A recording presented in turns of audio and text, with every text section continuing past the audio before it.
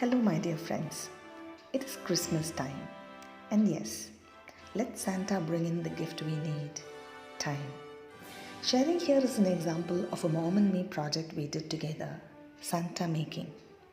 Here we have covered sensory, which is touch of cotton, peeling the cotton, rolling cotton to balls, pasting it along the border, coloring, shapes, face parts, usage of scissors, color, texture, and patterns.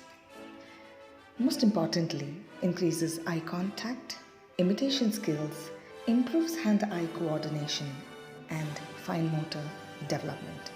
This may sound simple and may look amateur, but will make a deep impact in the child's brain.